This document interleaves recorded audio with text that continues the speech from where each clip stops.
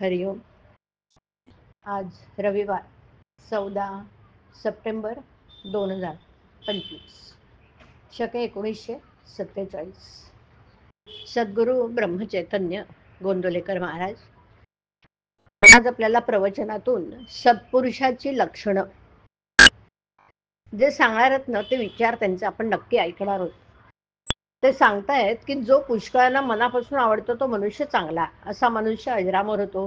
तो निस्वार्थीपणाने राहून मनावर संयम ठेवतो. स्वतःच्या स्वार्थासाठी दुसऱ्याला बुडवण्याचा दुष्टपणा त्याच्याकडून होणंच शक्य नाही. असा सत्पुरुष म्हाताऱ्याला म्हातारा, पुरुषाला पुरुष, बाईला बाई, मुलाला मुलासारखा दिसतो. म्हणजेच जो ज्याप्रमाणे असेल त्याप्रमाणे त्याच्याशी वर्तन असतं. असा मनुष्य कोणाविषयी काही निंदा किंवा स्तुती बोलत नाही. मान घ्यायला योग्य असूनही मानाची अपेक्षा तो करत नाही. स्वतःच्या विकारांवर त्याचा पूर्ण ताबा असतो आणि दुसऱ्यांच्या दुःखात तो त्यांना सुख देण्याचा प्रयत्न करत असतो. तो सहजावस्थेत राहतो, म्हणजेच उपाधीमुळे बांधला जात नाही. असा योगी मनुष्य खरोखरच मुक्त समजावा. अशा लोकांनाच संत म्हणतात. आणि ते जी जी कर्म करतात ती भगवंताच्या प्रेरणेनेच आणि भगवंतासाठीच असल्यामुळे त्या कर्माच्या पासून जगाचं कल्याण घडतं. संतांच्या प्रत्येक कर्मामध्ये तुम्हाला प्रेम, दया, परोपकार, निस्वार्थीपणा आणि भगवंताची निष्ठा याच गोष्टी आढळून येतील. अंतरंग ओळखायला स्वतःपासून सुरुवात करावी. माझं चुकतं कुठं हे पाहावं.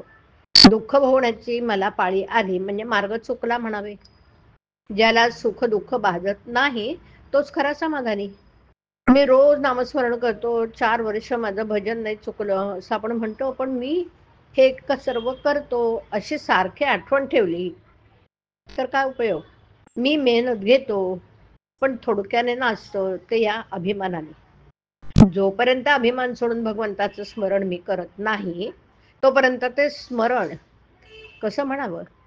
भगवंताशिवाय इतर जाणीव ठेवून मी त्याच्याशी अनन्यपणाने वागतो असं कसं म्हणता येईल. मी तुम्हाला खरंच सांगतो, तुम्ही रामाकडे करते पण द्या आणि त्याच्या इच्छेने वागा. तुमची देहबुद्धी नष्ट झाल्याशिवाय राहणार नाही. खुणेने जावे, संतांनी सांगितलेल्या मार्गाने जावे म्हणजे मार्ग सापडतो. खरी तळमळ लागली म्हणजे मार्ग दिसतो बरं. आणि खरी कळकळ असली म्हणजे त्यात प्रेम निर्माण होतं. भगवंताने माझी आपत्ती दूर करावी असं म्हणणं वेडेपणाचंच आहे ना. संकट आपत्ती आल्या म्हणून भगवंताला विसरणं हे केव्हाही योग्य नाही. देहबुद्धीचा नाश नामाच्या स्मरणात आहे, नक्कीच आहे. नामात प्रेम येत नाही याचा विचार करीत राहिलो तर नामाचाच विसर पडतो. हे कुठे ध्यानात येत आहे. उगीच विचार करत बसू नका. समुद्र ओलांडून जाण्याकरता रामाचं नाव घेऊन जी वीट ठेवली ती राहिली हे लक्षात ठेवूया. चमत्कार करणं हे संत लक्षण नव्हे बरं. संत चमत्कार दाखवावा म्हणून चमत्कार करीतच नाहीत. हरिओम. हरिओम तत्सत. हरिओम.